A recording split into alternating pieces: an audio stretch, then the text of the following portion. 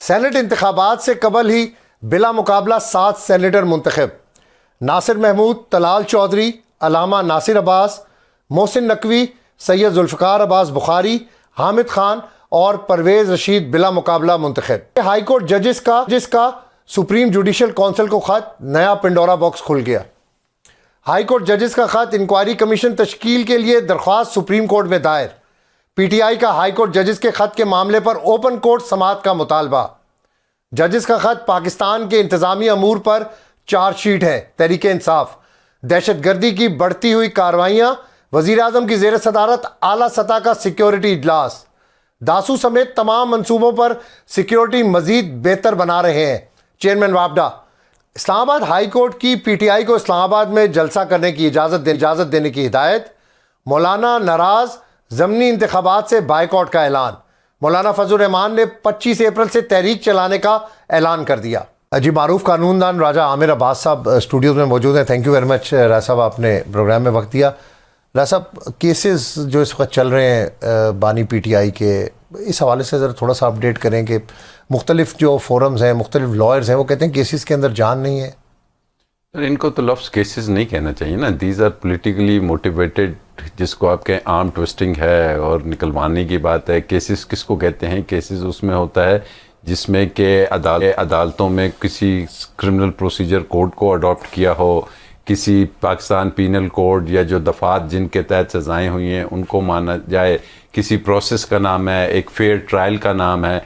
ये तो एक सियासी एक तरीके का वो है कि जिसको आप कह रहे हैं कि एक स्टेज बनाया गया है जहाँ पे कोशिश की जा रही है कि किसी भी तरीके से कुछ उनसे लिया जाए और पॉलिटिकल सिस्टम को डिस्टर्ब किया जाए, डिस्टर्ब रखा जाए। और इसका नतीजा जो कि है वो यही है कि अब जब ये केसेस आएंगे, हाई कोर्ट में ऑलरेडी आ चुके हैं, अपील में पड़े हुए हैं, तो आपने भी कवर करते हैं, आप जजेस के रिमार्क्स तो सुनते ही होंगे कि जी ये एज ए लॉ स्टूडेंट तो हमको तो बहुत डेप्थ में पता है, लेकिन एक आम आदमी भी हंस रहा है जिनको आपने कहा है कि ये केसेस हैं, इन केसेस पे वो हंसता है। ना सिर्फ पाकिस्तान में, दुनिया भर में जो भी हमारी लीगल फर्टेनिटी, उसके अलावा भी जो दुनिया की पॉलिटिकल एक कम्युनिटी है, दुनिया की जो एक फॉरेन ऑब्जर्वर्स हैं या दुनिया के इवन आपके जरीदे हैं, आप इकोनॉमिस्ट को पढ़ लें, आप वॉशिंगटन पोस्ट को पढ़ लें, आप दीगर अखबारों को पढ़ें, वो इनके बारे में क्या लिखा जाता है। ये केसेस भी ऐसे हैं जैसे फॉर्म 47 है, बस इतना मैं कह सकता हूँ। आर्म ट्विस्टिंग से क्या फ़ायदा होगा? मामलात तो और ख़राब होंगे आर्म ट्विस्टिंग से। सर वो आदत, एक तरफ आप कहते हैं कि जी हमने मफाहमत करनी है, मामलात को ठीक करना है। ट्विस्टिंग की जो हमने माजी में देखा वो यही तरीक़ेकार होता था कि अल्टीमेटली ये कह दिया जाता था ठीक है जी, ये आप जाने, फ़िलहाल आपका ये सिस्टम जाने, मैं जा रहा हूँ बैरून मुल्क, मेरे प्लेटलेट्स कम हो गए हैं, या मैं दुबई जा रहा हूँ, या कुछ और है। वो वाला ये प्ले बुक के हिसाब से चीज़ें इस वक्त नहीं काम कर रही। तो चूँकि खान नहीं मान रहा, और अब अदालतें भी शायद देखिए ना, अदालतें भी तो देखेंगी, आखिर हम भी वहाँ पे लीगल फर्टेनिटी सिर्फ जजों का नाम नहीं, वकला का भी नाम है, अवाम का भी नाम है, वो भी देखेंगी कि जी ये कैसे, आप क्या फिर जैसे भुट्टो को सज़ा दे दी थी और फिर 35 साल के बाद आके आपको याद आ गया, या 40 साल के बाद या 50 साल के बाद कि जी हमने इन फैसलों की अब दोबारा से असर नोक करके अपने ऊपर जो मुंह पे एक कालक लगी हुई है उसको धोना है और इसको हमने ठीक रेक्टिफाई करना है। वी कैनॉट अलाउ दिस के, या अब भी अदालतें, मैं समझता हूँ कि वो ये समझ चुकी हैं कि अब ये चीज़ दोबारा रिपीट नहीं होनी चाहिए कि कल को फिर एक और हमें बेंच फुल कोर्ट का बनाना पड़े और एक और लाइव हेयरिंग हो और फिर उस वक्त बताया जाए कि जी ये केसेस क्या थे। और ये अनफॉर्चुनेट जो चीज़ है, अब ये ultimately this has to come to an end कि जी ये अदालतों को ये चीज़ समझना है कि ये जो बात है ये सिर्फ अब पॉलिटिकल लीडरशिप्स या उनकी हद तक नहीं रहेगी, ये अपने जजेस के अपने वजूद का, अपने अदालती सिस्टम का, अदालती निज़ाम के सर्वाइवल की बात आ गई है। अदरवाइज़ तो जैसे बहुत से जो हमारे निज़ाम हैं या जो हमारे बहुत से अदारे हैं उनमें प्रॉब्लम्स आ रही है, तो यहाँ की अगर प्रॉब्लम आ गई तो फिर वो विंस्टन चर्चिल वाली बात है कि जी क्या अदालतें काम कर रही हैं, बाकी जो कुछ भी होता रहे तो मुल्क अगर ये इस अंदाज में कलेप्स कर गया और सिस्टम अदालती और यहाँ पे फेयर ट्रायल ना हुए तो फिर तो आपका मुल्क आगे नहीं बढ़ सकेगा। आपके अंदाजे के मुताबिक आपने कहा कि हम कुछ मनवाना चाहते हैं, क्या मनवाना चाहते हैं? अब क्या इन्होंने मनवाना है बानी पीटीआई से? देखिए ना जी, बानी पीटीआई के जो हम मेरे ख्याल आप तो जेल जाते ही हैं और बाहर भी आते हैं, और उधर बाहर हम जो सुनते हैं माइक पे आके उनकी सिस्टर या दूसरे की जी कोई ऑफ़र्स की जाती हैं, डील की ऑफ़र की जाती हैं, ये यही होता है। और मनवाने की बात क्या होती है कि जी बेल जैसे मियाँ साहब को दिलवा दी गई, वो बेल के बाद ECL से नाम भी हटा और वो चले गए। तो शायद मैं समझता हूँ कि as a political student, not as a law student, Imran Khan शायद इस चीज़ को कबूल करने के लिए तैयार नहीं है।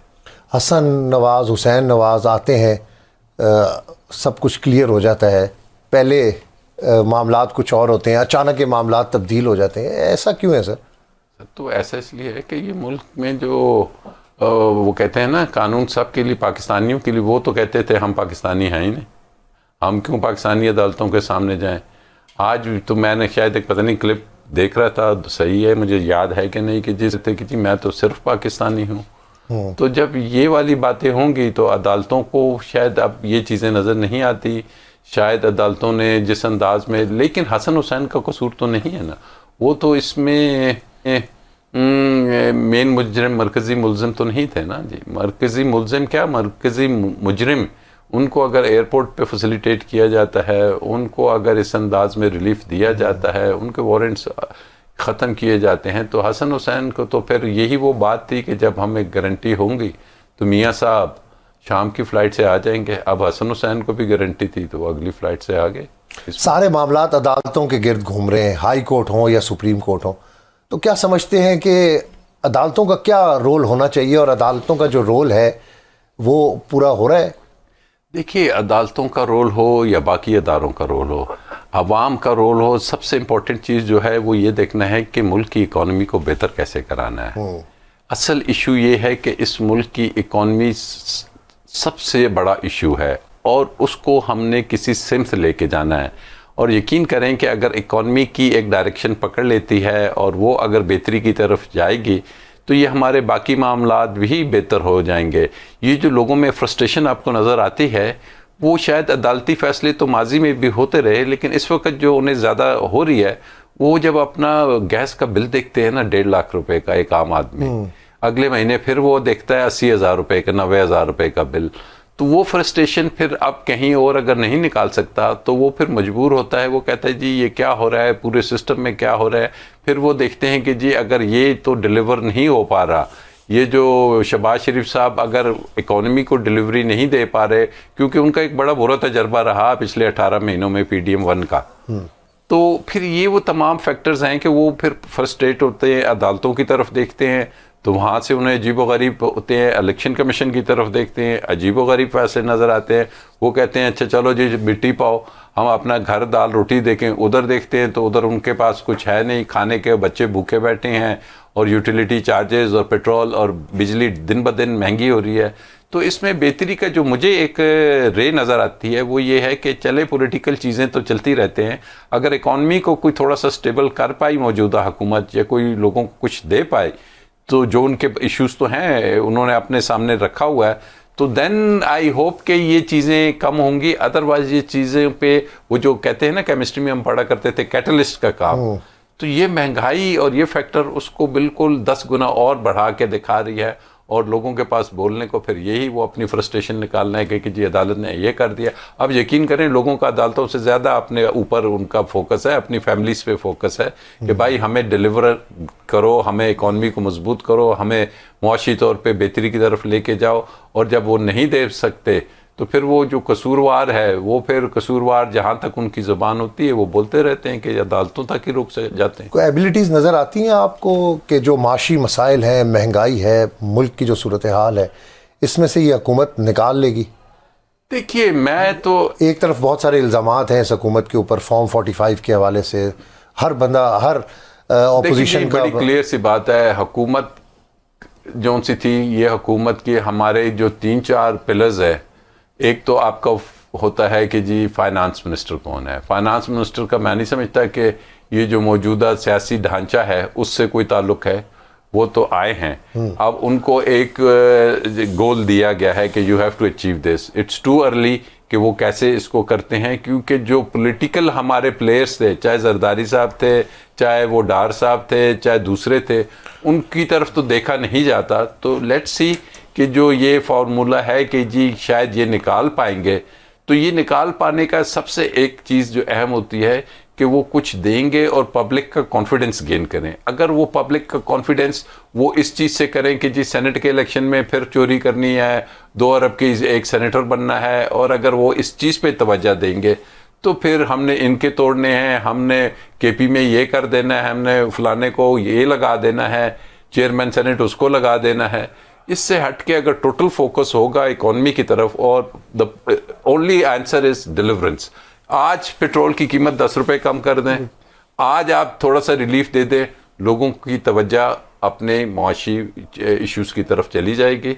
तो उम्मीद इस जो सिस्टम है, अब लोग देख थोड़ी शहबाज शरीफ की तरफ रहे हैं, लोग देख थोड़ी जरदारी साहब की तरफ रहे हैं। उनकी उम्मीद तो है कि जी ठीक है, हमें जो बताया जा रहा है कि जी इस मुल्क में मुआशी एक हम इनकलाब ला रहे हैं, तो अगर उधर से कोई पॉजिटिव रिजल्ट, जो कि अभी तक, क्योंकि ये PDM 2 के ज़माने से शुरू हुआ, सही, तो कि जी इतने पैसे आएंगे, तो लेट्स सी कि कोई पैसे अगर आ जाते हैं और कुछ होता है, और अवाम से मुराद आप सिर्फ ये ना समझे कि गरीब आदमी, आपने असल तो देखना है, इन्वेस्टर को लेके आना है, आपने इन्वेस्टर को कॉन्फिडेंस देना है, आपने ना सिर्फ लोकल इन्वेस्टर को, फॉरेन इन्वेस्टर को भी लेके आना है। तो उनका तो मुझे अभी तक बज़ाहिर कागज़ों में नज़र आ रहा है, लेकिन प्रैक्टिकली जब ये कर पाएंगे, अदरवाइज ये डिज़ास्टर इतना बड़ा हो जाएगा कि फिर संभालना इतना आसान नहीं होगा, and then sometimes it becomes too late. तो टाइम पे timely decisions are very important, and this is the time कि जिसके बाद अगर हम यहाँ भी ना संभले, आगे फिर बड़ा मुश्किल मुझे नज़र आता है। सेनेट इलेक्शन जब भी आते हैं ना, तो यही बातचीत शुरू हो जाती है, लेन देन, उसका तोड़ लिया, उसका बंदा तोड़ लिया, इतने में। ये क्यों है सर? सर आप सेनेटर, लेकिन हमने तो वो सुना है यहाँ पे सियासतदानों को कहते हुए, जो PDM में भी थे, कि जी पूरे पूरे सूबे खरीदे गए। अब सेनेट में भी देखें ना, पहले तो हम सुनते थे बलूचिस्तान में बड़ा जी बड़ी कीमतें लगती हैं, KP में लगी थी, आपको याद है, PTI ने अपने बंदे भी फारिग कर दिए थे। अब पंजाब में सुनने में आ रहा है कि जी वो कहता है मैं क्यों पीछे रहूँ, वहाँ भी बड़ी अच्छी बोली लग रही है। इसका तो बेहतर हल यही था, काश उस वक्त की सुप्रीम कोर्ट जब ये रेफरेंस प्रेसिडेंट की तरफ से आया था कि इसको आप सीक्रेट बैलेटिंग से निकाल दें, इसको ओपन हैंड करके वोट को करें, तो यह आपका जो करप्शन का जो इशू है इसमें पार्लियामेंट में। अब वो कहते हैं कि जी हमने तो अगर हुकूमत ही नहीं देनी, हमें और भी कुछ नहीं मिलना, पता नहीं ये 6 महीने हुकूमत चलेगी या 8 महीने, क्यों ना हम 50 करोड़ 60 करोड़ रुपए बना के बैठ जाएं, आगे भी तो इलेक्शंस होने हैं। सो ये कॉन्सेप्ट है, इसको ख़त्म करना। अब इसकी तरफ तो कानून साजी कोई नहीं हो रही कि जी ठीक है आप ओपन हैंड से करें, लेकिन मैं समझता हूँ कुछ हिस्सों में शायद जरदारी साहब बिला मुकाबला ही शायद करवा लें, बहुत सी जगह पे आपको लगे कि जी लिस्ट आ गई है, फिर वो MPs मारे जाएंगे।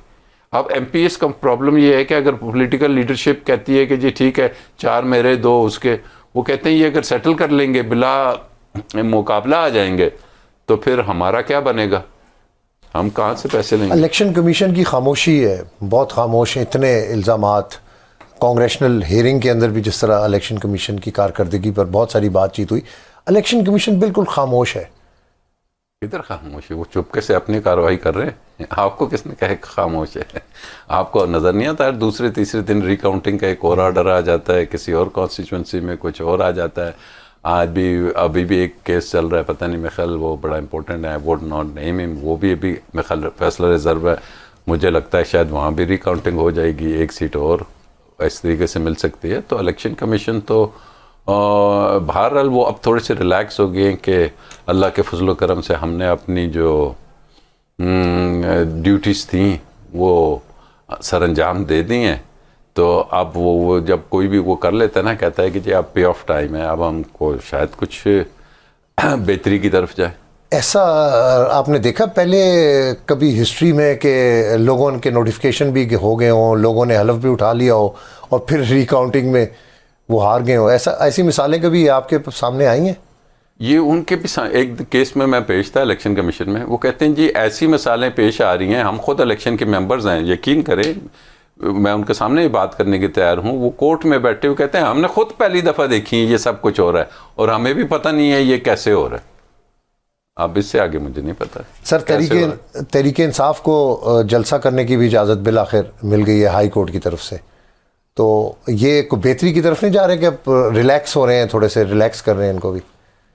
देखिए तहरीक इंसाफ को जलसे की इजाज़त देना, अब ये जानबूझ के जो है कि एक पॉलिटिकल सिस्टम को ये समझा जा रहा है कि शायद इस अंदाज से कि एक पॉलिटिकल पार्टी को या आवाम को हम साइड पे करेंगे, उनको पार्टी, भाई आप क्यों रोकते हैं कि किसी शख्स के हाथ में अगर कोई झंडा है, आप आईने पाकिस्तान की बात करते हैं ना, तो कौन सा मुल्क का या दुनिया का आईन आपको कहता है कि अगर आप कोई झंडा किसी अपनी पार्टी का पकड़ के निकले तो आपको अरेस्ट कर लिया जाएगा, आपको गाड़ियों से पकड़ के निकाल के कि जी आपकी गाड़ी के ऊपर ये एक स्टिकर लगा हुआ है, आपको अंदर किया जाएगा। तो ये अदालतों को भी तो अब देखना है कि जी अगर freedom of movement, association, speech, वो किधर गए आर्टिकल्स। तो मेरे ख्याल में पीटीआई को अब ये अगर मिला है तो एहतजाज को एहतजाज समझ के वो उनको करना चाहिए। वो लोग तो चाहते हैं कि जी ये निकलें और अपना एहतजाज रिकॉर्ड कराया जाए, लेकिन उस एहतजाज को सही डायरेक्शन देना अब उसकी लीडरशिप का काम है। लेट्स सी कि जो उनकी मौजूदा लीडरशिप बाहर है वो कोई उसको शेप दे सकती है कि नहीं, क्योंकि जो एहतजाज होता है ना लोगों का, उसको सबसे बड़ा जो उस पर इम्पोर्टेंट फैक्टर होता है वो उसको रेगुलेट करने वाले वो लीडरशिप होती है कि वो उसको किस डायरेक्शन में लेके जाती है। आवाम तो इस वक्त परेशान है, चाहे वो गुर्बत से है, अपनी इकोनॉमिक कंडीशंस की वजह से है, या पॉलिटिकल या जुडिशल, लेकिन अब पीटीआई का टेस्ट है कि उसकी लीडरशिप उसको अवाम का जो एक अंदर गमो गुस्सा है या एहतजाज का जो उनका एक फंडामेंटल राइट है उसके फ्रूटफुल तरीके में आगे लेके चलते हैं, या उसको ऐसा वो एक ज़माने में हम लेबर के केसेस करते थे ना, बड़ी बड़ी यूनियंस होती थी, वो लेबर तो वो फिर गो स्लो कर देते थे कि यार काम भी करना है, चलाना भी है। तो एक अगर कोई किसी होटल की इंतज़ामिया है तो बैरे ने तनख्वाह भी लेनी है, लेकिन 15 मिनट 20 मिनट के बाद एक कप चाय लेके जाएगा। वो आखिर तंग आ जाते थे तो लोग भी उठ के वो किसी दूसरे होटल में जाके बैठना शुरू कर रहे थे। तो थोड़ा सा अब देखना होगा कि ये पीटीआई के ख़ासकर जो पुरानी लीडरशिप थी उनको, क्योंकि मैं ज़ाती तौर पे समझता हूँ कि पॉलिटिशियंस जो उनसे होते हैं ना, उनका काम होता है असल में पॉलिटिक्स। ये जो लॉयर्स हैं इनको वो पॉलिटिकल जो एक ट्रेनिंग है ना उसमें से नहीं घुसे होते। फिर वो सिर्फ यही देखते हैं कि जी इसमें मेरे क्लाइंट का या मेरा क्या फ़ायदा है। वो 5 साल बाद या 10 साल बाद या एक पॉलिटिकल पार्टी के सरवाइव करने की चीज़ों को, एक जैसे हमने देखा माजी में थी पीपल्स पार्टी थी कि जिसके लोगों के अंदर एक फ़लसफ़ा या एक चीज़ थी, तो ये अगर वो कंट्रोल ना कर पाए और इस चीज़ को अगर ना समझ पाए पीटीआई की मौजूदा क़यादत, तो टाइम है कि वो जो पुराने लोग हैं आगे बढ़ें और आके। सर ये इख्तिलाफात की वजूहात हैं पीटीआई में, हम रोज़ सुनते हैं कि बड़े इख्तिलाफात हैं आपस में ही, तो यही वजह है कि सियासी लोग नहीं हैं, अभी पीछे हैं, कोई गिरफ्तार हैं, कुछ मंजर आम पर नहीं आए। ये वजह बहुत इम्पोर्टेंट वजह है। फिर एक वजह ये है कि जी जो नई इंडक्शन होती है, अब खान तो अंदर था ना, खान तो किसी को इंटरव्यू नहीं कर सकता था, खान तो जानता भी नहीं था। तो अब उस नई इंडक्शन में थोड़ा सा किसी को आप पहले परखते हैं, फिर आप उसको आजमाते हैं, फिर आप उसको कोई छोटी असाइनमेंट देते हैं, फिर आप उसको किसी बड़ी असाइनमेंट और अल्टीमेट एक प्रोसेस के ज़रिए लेके आते हैं ताकि वो आप उसको टेस्ट कर लें। तो बग़ैर टेस्ट ड्राइव के तो मर्सिडीज़ भी पहले दिन वो नहीं चलाते। तो थोड़ा सा ये पीटीआई को देखना होगा कि जो वो लोग हैं उसके ऊपर वो किस अंदाज में चल रहे हैं। उनकी सर लास्ट क्वेश्चन है, ये हाई कोर्ट के जजेस ने जो सुप्रीम जुडिशल काउंसिल को ख़त लिखा है, इस पे कमेंट कर लें। और पीटीआई चेयरमैन बैरिस्टर गौर ने कहा है कि लार्जर बेंच इस पर तश्कील दिया जाए। देखिए जी, ये एक ऐसा अनोखा वाक़या है जो अभी हुआ है, जो पाकिस्तान की हिस्ट्री में अपना एक मकाम रखता है और अपनी एक हैसियत रखता है, और एक जिसको अब देखना है कि जी जिसको हम कहते हैं कि it was just last night कि ये इशू हुआ है, अब इस पे 3-4 बड़े इंपॉर्टेंट फैक्टर्स हैं कि जिनकी तरफ से हम रद्द अमल को देखते हैं क्या आ रहा है। एक तो है लॉयर्स की तरफ से, अगर आप देखते हैं तो सबसे बड़ी बॉडी है पाकिस्तान बार कौंसिल, वो क्या स्टांस लेती है, सुप्रीम कोर्ट बार क्या इस पे स्टांस लेती है, फिर ख़ुद सुप्रीम कोर्ट और ब्रदर जजेस, क्योंकि हमने माजी में भी देखा कि जी अगर जजेस जा सकते हैं, रात को इकट्ठे हो गए हैं तो जी सो मोटो ले लिया है या कुछ कर लिया है, आया वो ये समझते हैं, क्योंकि अब तो कमेटी है 3 जजेस की जो डिसाइड करती है।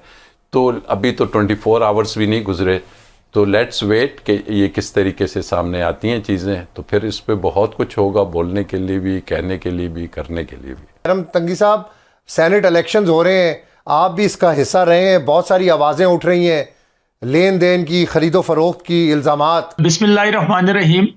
सबसे पहले जो आपकी सेनेट इलेक्शन के बारे में मुझसे सवाल है, तो मैं बिल्कुल हैरान हूँ कि बहुत बड़ी बड़ी पार्टियां अपने आप को डेमोक्रेटिक प्रोसेस के लिए और जमहूरियत पसंद जमातें कहते हैं, लेकिन आज जिन लोगों को टिकट दिए जा रहे हैं या जिन लोगों से टिकट वापस लेते हैं, तो आप अगर अंदाजा लगाएं कि एक आदमी ने शमूलियत ही नहीं की है, उसको पार्टी टिकट दिया गया, फिर दूसरे दिन उससे वापस लेके दूसरे बंदे को देते हैं।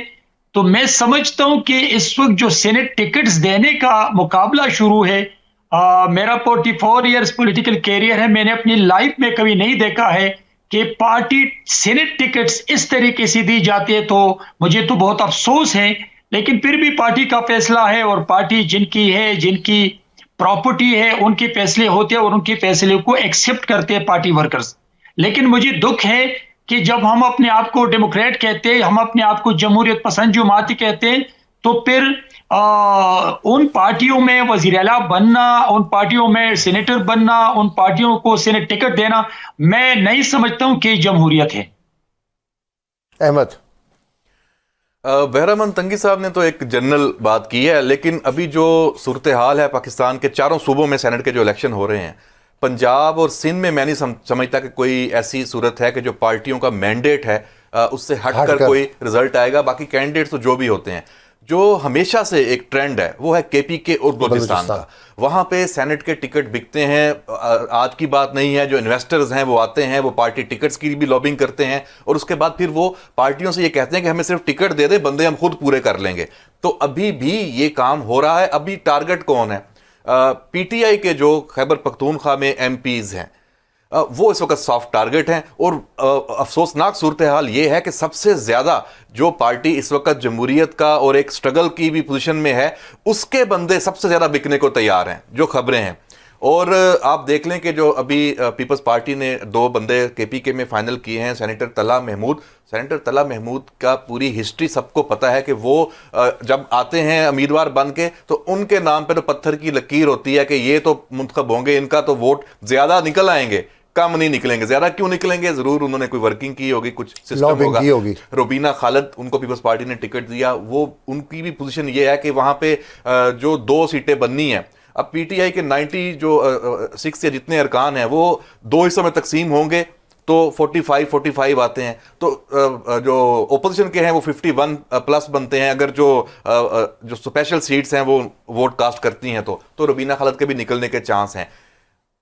बोलियां लगी हुई हैं बलोचिस्तान में, इंश्योर किया जा रहा है कि इसमें, अच्छा मैं इसमें एक खबर भी दे रहा हूँ, पीपल्स पार्टी ने ये कोशिश की थी, उसने पीटीआई के साथ राब्ते की कोशिश की, असद कैसर को एंगेज किया था कि भाई अगर आप चाहते हैं कि यहां सेनेट के टिकट्स पे बोलियां ना लगें, अरबों की गेम ना हो, तो आए, सबको पता है किसका कितना मैंडेट है, उसी हिसाब से शेयर रखें, अपने अपने सेनेटर बनवा लें, बाकी सब आप विड्रॉ करवा लें, इलेक्शन ही ना हो और आप हो जाएं बिला मुकाबला, कहानी खत्म। लेकिन पीटीआई की तरफ से इसके लिए कोई मस्बत इशारा नहीं मिला, तो उन्होंने कहा कि मंडी लगनी चाहिए। तो ये देखिए सूरत इसका मतलब है कि उनमें भी कुछ लोग चाहते हैं कि माल देखें, जो पैसा बनाने का सबसे आसान तरीका है, और 25 करोड़ से 50 करोड़ तो एक जो रुकन है बलोचिस्तान और केपीके का सूबाई असम्बली का, वो आराम से हिसाब लगा के बैठा हुआ है कि ये पैसे मेरे पास आ जाने हैं। तो इसका तदारुक होना चाहिए। तमाम सियासी जमातें जो आपस में दूसरे मामलात में लड़ रही हैं, इस पैसे की इन्वॉल्वमेंट, फिर देखिए हलफ ले रही है पीटीआई। फिर मैं बात उसी पे करूंगा कि जेल के बाहर आएंगे, डयाला के बाहर आएंगे, वहां ओथ लेंगे कि हम नहीं बिकेंगे, और यानी आप इतने मशकूक हैं और आप लेके चल रहे हैं कि आपने मुल्क चलाना है, और आपकी पार्टी आपस में एक दूसरे पे एतबार नहीं है, आप हलफ ले रहे हैं कि हम पार्टी के जो नजरिए उसी के ऊपर चलेंगे। तो आप कैसे मेंबर मुंतखब होके आए हैं? पीटीआई के लोगों ने कैसे लोगों को मुंतखब किया है कि उनकी लीडरशिप का, उनका आपस में एक दूसरे पे एतबार नहीं है, वो हलफ लेते फिर रहे हैं कि भाई मैं बिकूंगा नहीं। तो भाई क्या मुल्क ये लोग चलाएंगे? तो इनको ये देखना चाहिए, उनको तो खड़े होना चाहिए अपने नजरिए के साथ डट के, जिस पोजीशन में है और जो उनका बयानिया है। तो ये सूरत हाल है। बहरामंद तंगी साहब, ये इतना सॉफ्ट कॉर्नर क्यों होता है बलोचिस्तान और केपी के? अहमद ने बड़ा क्लियर बात की है कि असद कैसर के साथ बात करने की कोशिश की गई कि कोई फार्मूला तय करें, उसके तहत हम सेनेट की जो सीटें हैं उसको डिवाइड कर लेते हैं, लेकिन उन्होंने इनकार कर दिया। देखिए अब्बास, मैं अहमद साहब के साथ बिल्कुल मुत्तफिक हूँ। उसने जो तजिया किया है, मैं एज ए पॉलिटिकल वर्कर समझता हूँ कि बिल्कुल 100% वो सही कह रहे हैं। लेकिन अगर सपोज मंडिया के से बचने के लिए, अगर खरीदो फरोख्त से बचने के लिए सियासी जमातें ये सोच लें कि हम अनअपोज की तरफ जाएं और मुकाबला ना हो, तो फिर वो लोग जो मैदान में उतरते हैं और उनकी कोशिश ये होती है कि हम खरीद लेंगे लोगों की नजरियात को, लोगों की सोच को, लोगों की वोट को, तो फिर बात बन सकती है।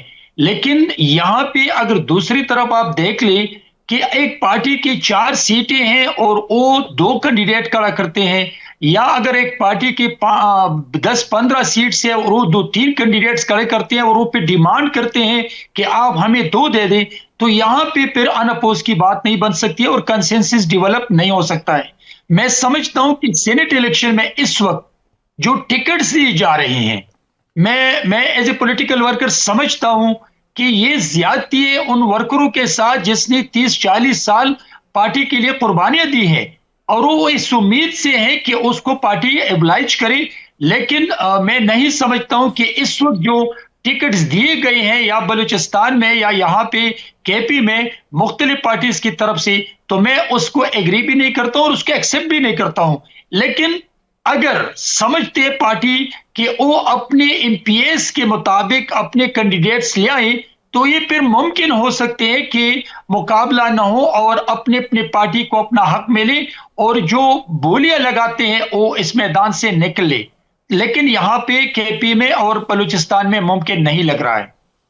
ये कैसे रुक सकता है बहरामंद तंगी साहब? ये इल्ज़ामात और ये जब भी इलेक्शंस आते हैं ये मामला सामने आ जाता है, ये कैसे रुक सकता है मामला?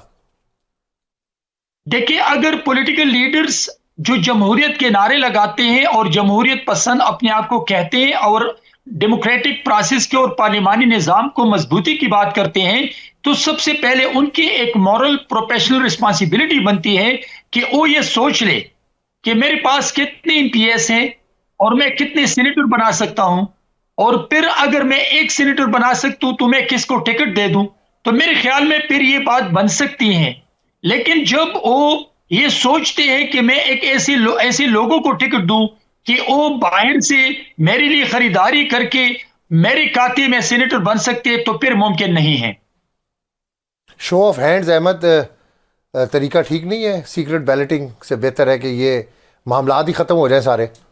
देखें, बिल्कुल बेहतर है कर लें कानून साजी, लेकिन इसके पीछे कुछ यही बात भी होगी ना कि चलें कुछ तो दिलचस्पी रहे, सियासत हो, जमहूरियत हो, और आपने अगर वोट देना है तो वोट अपनी मर्जी से दें। अगर पार्टी पॉलिसी है तो फिर एक सदारती निज़ाम आइन में तब्दीली कर लें कि जिस पार्टी को जितना वोट मिले उसके बाद सारे फैसले उसी के मुताबिक बस कागज़ पे लिख दें कि इसके इतने वोट हैं, इसके इतने वोट हैं, हर जगह जहाँ ज़रूरत पड़ती है वोटिंग की उसी पे आप कर लें। तो बहरहाल इतना ये आसान नहीं है कि आप शो ऑफ हैंड से कर लें। तो इसमें 2 तरह की राय आएगी। तो मेरी राय तो यही है कि इलेक्शन तो होना चाहिए।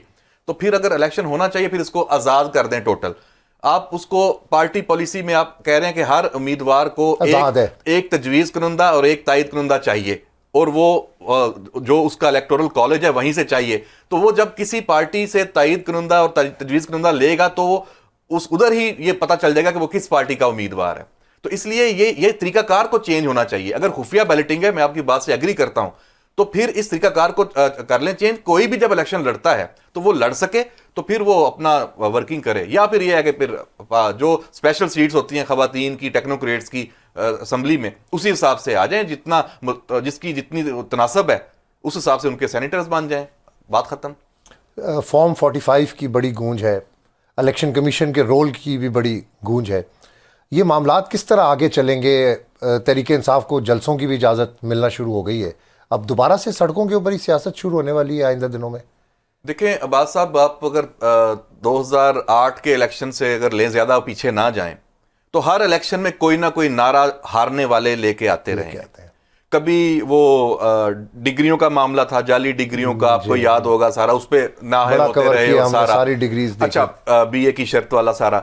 अच्छा, फिर 2018 पे आ जाएं, 35 पंचर आ गए। अच्छा, वो पूरा लेके चले इस बयानियों को, बाद में 4 हल्के खोलने हैं, वो खोले, कुछ भी नहीं निकला। तो ये सियासी एक स्टांस तो जरूर है। असल प्रॉब्लम क्या है? प्रॉब्लम यह है, हम सबको ये मानना चाहिए कि हमारा जो मुल्क का इंतखाबी निज़ाम है वो उसमें खामियां हैं, उसको दुरुस्त होना है।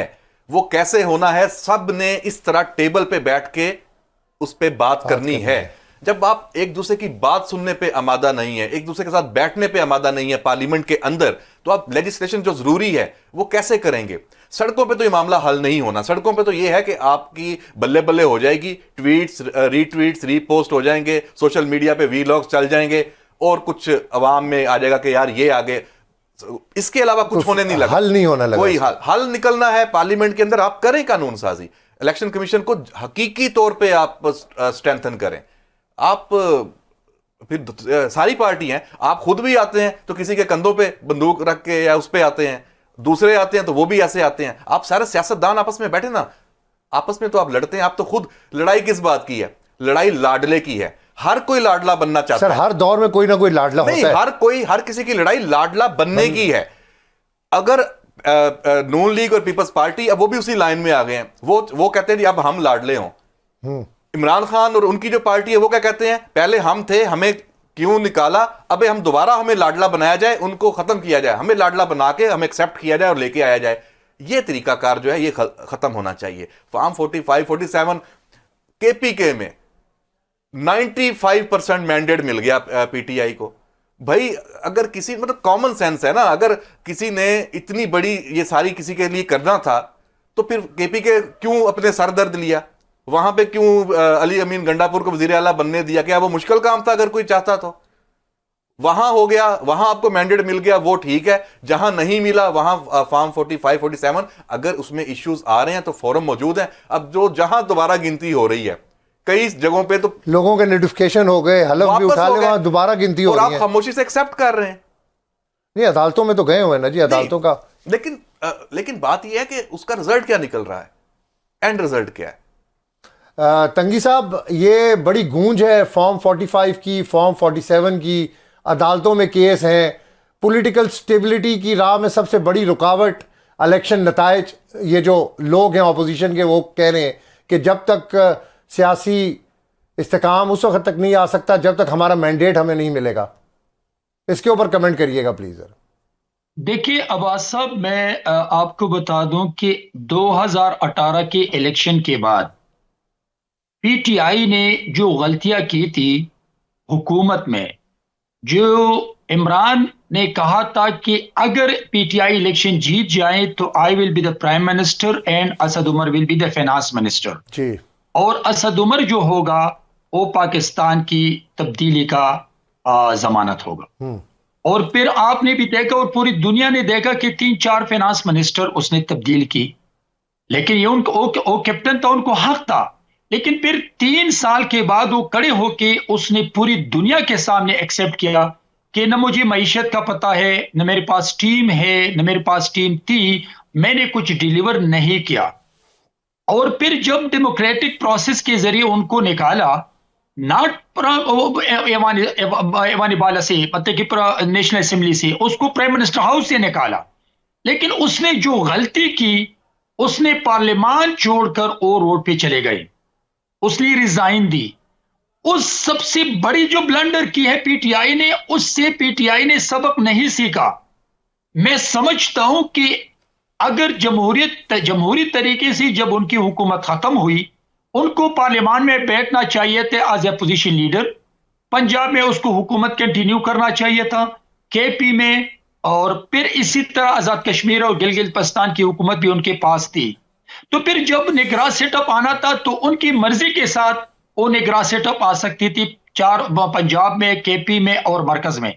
और आज जो सूरत हाल थी, इस वक्त मैं समझता हूं कि इमरान के पास बहुत बड़ी ताकत होती अगर वो अफवाज पाकिस्तान पे इल्जामात न लगाते, अगर वो अफवाज पाकिस्तान के शहदा को गालियां न देते, अगर वो इंस्टीट्यूशन के सरबराहान को गालियां न देते, अगर वो पाकिस्तान के बारे में IMF को खतूत न लिखते, अगर फाइनेंस मिनिस्टर पाकिस्तान को कमजोर करने की कोशिश न करते, तो आज ये नौबत न होती। मैं समझता हूं कि आज PTI के एक चेयरमैन के पास बहुत बड़ी कुव्वत होती, लेकिन चलो नहीं हुआ।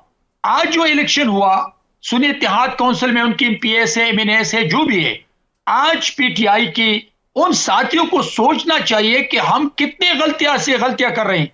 अगर आज वो चाहते कि इस मुल्क में हमने सियासत करनी है और इमरान अपने अदालतों में अपने केसेस को फेस करें, तो इससे आप अंदाजा लगाएं कि क्या आसिफ अली जरदारी साहब ने 12 साल जेल में गुजारकर 20 साल अपने केसेस को पेश नहीं किया है। आज जो प्रेसिडेंट ऑफ पाकिस्तान है, तो अगर PTI चाहते कि हम पाकिस्तान में सियासत करें, इमरान बाहर आए या इमरान फिर सियासत करे, तो अब अदालतों में अपनी केसेस को फेस करें, पार्लियामान में बैठे, पार्लियामानी सिस्टम को मजबूत करने के लिए हुकूमत के साथ तावन करें, जो पाकिस्तान के इदारों के और अवाम के खिलाफ फैसले हो उनकी भरपूर मुजाहिमत करें। लेकिन पार्लियामान के अंदर अगर आप पार्लियामान को छोड़ते हैं और फिर आप जाते हैं रोड पे, तो फिर अब जब आदम एतमाद के बाद आप रोड पे निकले तो क्या हशर हुआ PTI का, और फिर इदारों का क्या हशर हुआ, पाकिस्तान का क्या हशर हुआ। मैं समझता हूं कि आज PTI के साथियों को सोचना चाहिए, पाकिस्तान के लिए, पार्लियामान के लिए, इदारों के लिए, पाकिस्तान के मुस्तकबिल के लिए, लेकिन सबसे बड़ी बात अपने मुस्तकबिल के लिए सोच लें कि अगर हम पाकिस्तान में सियासत करते हैं तो क्या रोड पे सियासत करनी चाहिए या पार्लियामान के अंदर पाकिस्तान के अवाम के इश्यूज पे बात करनी चाहिए। पाकिस्तान में एक स्ट्रांग डेमोक्रेटिक प्रोसेस के लिए काम करना चाहिए। आपको मैं आवाज बता दूं, जब इमरान प्राइम मिनिस्टर थे तो वो अपोजिशन लीडर के स्टेटस को तस्लीम करने के लिए तैयार नहीं था।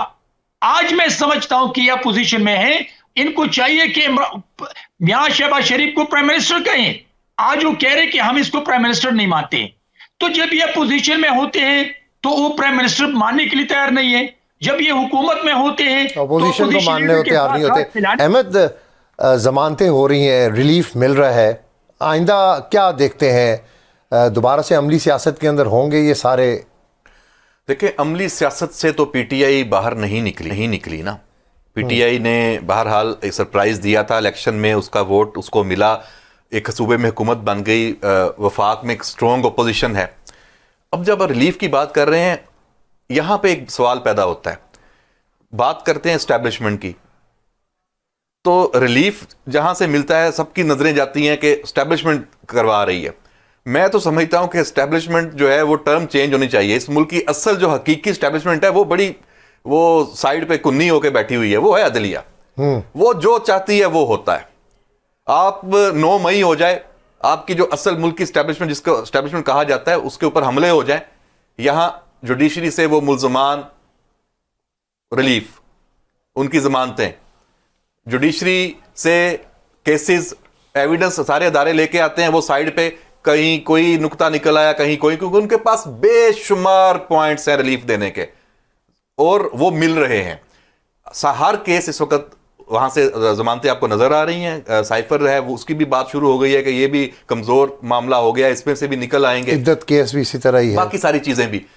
मैं ये समझता हूं कि ये जो है ना, ये लड़ाई ये आगे चलनी है कि एस्टैब्लिशमेंट जो है का रोल जो प्ले कर रहे हैं और जो अभी भी सियासत में इन्वॉल्व हैं अपने फेवरेट्स, अपने लाडले के लिए, यहां पे कुछ तयन होना है। अभी एक जो लेटर की बात भी है 6 जजेस वाली, वो भी एक बड़ा मामला है। और अब देखें सुप्रीम कोर्ट में ये मामला जाता है, वहां से वो क्या, लेकिन एक हाइप कौन क्रिएट कर रहा है?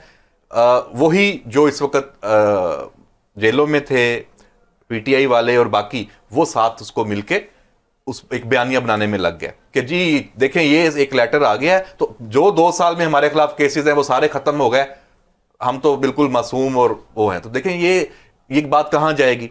और जस्टिस जो इसको अगर लें कि एजेंसियों के किरदार के हवाले से बात, और बाकी जस्टिस मुज़ाहिर नकवी, वो भी यही था ना कि मुझे तो चूंकि मैं फैसले ऐसे करता हूं तो मुझे ये सजा दी जाती है, लेकिन जब साबित हुआ तो निकला सब कुछ, जाना पड़ा। उस वक्त आरिफ अलवी साहब ने भी उनको रिलीफ देने की कोशिश की। तो अभी और जजेस के बारे में भी ये चीजें हैं। अब ये जो तहकीकात है किसने करनी है? क्या जज करप्शन नहीं कर सकता? क्या जज जो रॉन्ग डूइंग, जो गलत जो चीजें हैं, गलत फैसले हैं, चले फैसले तो उसका इख्तियार है, जो अपनी सीट का इस्तेमाल करते हुए नाजायज फायदे उठाना, वो नहीं कर सकता? उसको कौन देखेगा? उसके लिए पूरे फोरम्स मौजूद हैं, लेकिन तहकीकाती इदारे अगर कोई एविडेंस लेके आते हैं तो आप कहते हैं जी हमें ब्लैकमेल किया जा रहा है। तो आप उसको चैलेंज करें। तो ये चीजें तो उसको सारे अदारों ने अपने अपने दायरे में ही रहना है ना, जिसका जो काम है उसने वो करना है। तो अभी ये अपनी नेक्सस बन गया कि हमारे बंदे को क्यों छेड़ा। हमारे मुल्क में हर जगह छोटे छोटे माफियाज बने हुए हैं। मीडिया का अपना माफिया है। एक सहाफी पे कोई बात आई तो सारे सहाफी हो जाएंगे, एक पे हमला सब पे हमला, हम नारे लगाते हैं ना। हालांकि वो पर्सनल इश्यूज होते हैं कई बार। वुकला कोई जुर्म एक कोई कर ले किसी चीज में, सारे मुल्क की बात के वकील को क्यों हाथ लगाया, इलादा माफिया है। जजेस, एक जज को क्यों हाथ लगाया, सारे जज इकट्ठे। तो ये जो छोटे छोटे माफियाज हैं ये खत्म होने चाहिए। जो कुछ होना चाहिए आइन और कानून को इंडिविजुअल केसेस की बुनियाद पे होना चाहिए। और अभी ये खबर भी आ गई है कि मोहसिन नकवी साहब, जुल्फ़िकार बुखारी, हामिद खान साहब बिला मुकाबला सेनेट के लिए मुंतखब हो गए, यानी सेनेटर्स बन गए। इसके अलावा बलूचिस्तान से भी कुछ लोग बिला मुकाबला मुंतखब हो गए। मैं बहरामंद तंगी साहब की तरफ जाऊँगा। तंगी साहब, मौजूदा हुकूमत के लिए कितने बड़े चैलेंजेस हैं? माशी सूरत हाल, मुल्क अब्बास साहब, मैं एक बात आपको यहाँ पे मेंशन करूं कि इस वक्त जो 4 सूबे हैं और पंजाब के जो चीफ मिनिस्टर मरियम नवाज साहबा है, मैं एज ए पॉलिटिकल वर्कर मैं बहुत सपोर्ट भी करता हूं। अगर चारों सूबों के चीफ मिनिस्टर्स मिल के इसी तरह, जो कि 30-35 साल की हुकूमत में मरियम नवाज साहबा रोजाना की एक्टिविटीज आप देख ले तो वो बहुत मेहनत करती हैं। बेशक मुश्किल में है इस वक्त पाकिस्तान और बहुत मुश्किलात से दो चार है, लेकिन अगर तमाम पार्टीज मिलकर नेकनियती के साथ मौजूदा हुकूमत का साथ दे और पॉलिटिकल स्कोरिंग के लिए, अपनी पर्सनल पॉपुलरिटी के लिए और अपने लिए ओहदे हासिल करने की सियासत न करे, जो जुबान से या अवाम के सामने या प्रेस कॉन्फ्रेंस में वो कहते हैं कि हम अनकंडीशनली मौजूदा हुकूमत को सपोर्ट करते हैं, लेकिन साथ साथ बिहाइंड द स्क्रीन वो कुछ बहुत बड़े बड़े ओहदे हासिल करने की कोशिश भी करते हैं। तो अगर ये नेकनियती के साथ आगे बढ़े और मियां शहबाज शरीफ साहब को एज ए प्राइम मिनिस्टर दिल से एक्सेप्ट करके पाकिस्तान को मुश्किलात से निकालने के लिए कोशिश करे तो ये मुमकिन है। आज मैं चीफ मिनिस्टर पंजाब को क्यों सपोर्ट करता हूं, क्यों उसको मत अप्रिशिएट करता हूं, इसलिए कि कल जो वाकया आया है एक सब इंस्पेक्टर का, उसने ऑफिस बुलाकर उनको कहा कि आप अपनी मेहनत को कंटिन्यू कर ले और जब भी कोई ऐसी बात आती है तो आप मेरे पास आ जाएं। अगर इसी तरह तमाम politician, chief minister, prime minister मिलके अच्छे काम पे वो दाद दे दे, उनको अप्रिशिएट कर ले और वो अवाम में जाए, तो मैं नहीं समझता हूं कि पाकिस्तान को इस वक्त मुश्किलात से हम नहीं निकाल सकते। लेकिन इस वक्त जरूरत इस बात की है अब्बास साहब, मैं रिक्वेस्ट करूंगा तमाम पॉलिटिशियन को, तमाम लीडर्स को कि रोड की सियासत को खत्म करें, पार्लियामान आए, पार्लियामान में गरीब अवाम के इश्यूज पे बात करें, डेमोक्रेटिक प्रोसेस पे बात करें। अगर जहां गरीब अवाम के साथ मौजूदा हुकूमत ज्यादती करती है तो उनको, मौजूदा हुकूमत को इस बात पे मजबूर करे कि वो गरीब अवाम के लिए बात करे, इदारों क्यों मजबूत करे, कानून साजी करे ताकि इदारे मजबूत हो और अवाम को कुछ रिलीफ मिले। ये ना हो कि मैंने अगर इलेक्शन हारा है तो मैं रोड पे जाऊं या मैं प्राइम मिनिस्टर को मुहातिब करके कहूं कि मैं आपको प्राइम मिनिस्टर नहीं मानता हूं। तो मैं समझता हूं कि इस वक्त मियां शहबाज शरीफ में कुछ क्वालिटीज हैं, उसने पंजाब को जो कुछ डिलीवर किया है वो पाकिस्तान को डिलीवर करना चाहते हैं। मरियम नवाज साहबा उस कदम पे जाती आगे, तो बाकी चीफ मिनिस्टर को भी चाहिए वो काम करें। अहमद, मैं कता कलामी की माजरत चाहता हूं तंगी साहब। अहमद, सड़कों की सियासत और पार्लियामेंट का इजलास जो हुआ था उसमें भी कुछ लोगों की तरफ से, स्पेशली आपने देखा कि पीटीआई के जो नए लोग पार्लियामेंट का हिस्सा बने थे, मैं सबकी बात नहीं कर रहा हूँ, कुछ लोग जो हिस्सा बने थे किस तरीके से शोर शराबा, ये जमहूरियत की नॉर्म्स हैं और इस तरीके से ऐसी ऑपोजिशन के साथ किस तरीके से काम चल सकेगा? पार्लियामेंट के अंदर जो कुछ हुआ या हो रहा है, मैं समझता हूँ ये होता रहे, कोई कबाहत नहीं है। अपना एहतजाज रजिस्टर करवाएं, जैसे स्पीकर के इलेक्शन में हुआ, प्राइम मिनिस्टर के इलेक्शन में हुआ, सारा 15-20 मिनट आपने वीडियोस बनवा ली, सारा हो गया, नारे, बाद में आपने वोट भी डाले, हिस्से भी डाले, तकरीरें भी की, माहौल चलते रहे, इसमें कोई इशू नहीं है। इशू क्या है? इशू है मौलाना जी, जिन्होंने पार्लिमानी एक प्रोसेस का बाइकआउट किया। ये डेंजरस है, और वो सड़कों पर भी आने का कह रहे हैं। अब वो और साथ अगर पीटीआई, वो तो खुश होंगे, वो तो उनको और पंप करेंगे। तो मौलाना और फिर बाकी जो और कुछ नाराज एलिमेंट्स हैं, उनका आना, ये है डिस्टेबलाइज करना सिस्टम को। ये नहीं होना चाहिए, इसमें बैठना चाहिए। और मैं तो कहता हूं कि अभी जैसे रिलीफ भी मिल रहा है, इमरान खान अगर किसी जमानतों में बाहर भी आ जाते हैं किसी सूरत में, कोई क़यामत नहीं आ जाएगी। अब इतनी जल्दी मंजरनामा सियासी तब्दील नहीं होने वाला। ओपोजिशन करेंगे, स्ट्रॉन्ग ओपोजिशन हो जाएगी थोड़ी, और वो बाहर आएंगे तो, और हुकूमत पे प्रेशर होगा। अच्छी बात है, हुकूमत पे प्रेशर रहना चाहिए ओपोजिशन का, ताकि वो सही काम करें, उनकी डायरेक्शन चेंज ना हो, गलतियां ना करें। उनको प्रेशर हो कि अगर हमने कहीं गलती की तो ये पकड़ेंगे हमें और अवाम में एक बयानिया बनाएंगे। तो अभी ऐसा कुछ बड़ा नहीं होने वाला, अनलेस ये सड़कों वाली सियासत। मौलाना की जो एहतजाज की कॉल है, इससे मामलात देखते हैं कि थोड़े से अलार्मिंग है। बिल्कुल, मैं समझता हूं कि ये कोई अच्छा शगुन नहीं होगा, क्योंकि हुकूमत की तवज्जो बटेगी, और तवज्जो बटेगी तो नुकसान किसका है? देखें इकॉनमी, आप IMF इस तरह आपको जकड़ने के लिए अभी भी है। हालांकि वो हम चाहते हैं कि हमारे साथ, पाकिस्तान के साथ उनके मामलात ठीक हों, हमें रिलीफ मिले, हमें एक बड़ा लॉन्ग जो मुद्दती पैकेज है, तवील मुद्दती, वो चाहिए। अमेरिका के साथ मामला, जैसे अभी देख लें, पाक ईरान गैस पाइपलाइन वाला थ्रेट भी आ गया कि आपको ईरान भी दे रहा है, जुर्माना लगाने के चक्करों में है, अमेरिका भी। मैं तंगी साहब 30 सेकंड में क्विक रिस्पांस दें। मौलाना का सड़कों पर आना या एहतजाज के लिए सामने आना, ये अलार्मिंग सिचुएशन है? देखिए अब्बास साहब, मैं नहीं समझता हूं कि वो अकेले में कुछ करे और अकेले में कुछ अलार्मिंग सिचुएशन बना सकते हैं। मैं समझता हूं कि मियां शहबाज शरीफ साहब को, MQM को, मौलाना को, आप लीग को, इस्तेहकाम पाकिस्तान पार्टी को, अचकजई साहब के साथ, मेंगल के साथ, खालिद मैक्सी बाप के सदर के साथ, इन तमाम लीडरशिप को बिठा के उनकी जायज मुतालिबात को माने। लेकिन अगर वो नहीं करते तो बाकी लोग उनको प्रेशराइज करते हैं, उनको ब्लैकमेल करेंगे। मैं मियां साहब से रिक्वेस्ट करता हूं, अपील करता हूं कि इन पॉलिटिशियन के साथ, इन पार्टियों के साथ बैठकर उनके जायज मुतालिबात माने, उनके साथ जो कमिटमेंट किया उनको पूरा करें, तो बाकी पार्टी आपको ब्लैकमेल नहीं कर सकती। अदरवाइज अगर इन पार्टी के मुतालिबात को नहीं मानी तो फिर बाकी जो पार्टी है उनको ब्लैकमेल करेंगे और मियां साहब कमजोर होंगे। बहुत शुक्रिया। जी जी जी, सिक्योरिटी सूरत हाल हमने मिस किया है, वो भी ये मुतकाजी है कि सब बैठे। हालात बहुत संगीन है हमारे सामने, आपके सामने जो हैं उससे भी कहीं ज्यादा, तो बैठना जरूर, पाकिस्तान के लिए बैठना सबका बड़ा जरूरी है। Thank you very much. Ahmad Mansoor ने स्टूडियो से हमें ज्वाइन किया था। बहरामंद तंगी साहब, आपका भी शुक्रिया, आपने प्रोग्राम में वक्त दिया। प्रोग्राम का वक्त ख़त्म होता है, मुझे और मेरी टीम को इजाज़त दीजिएगा।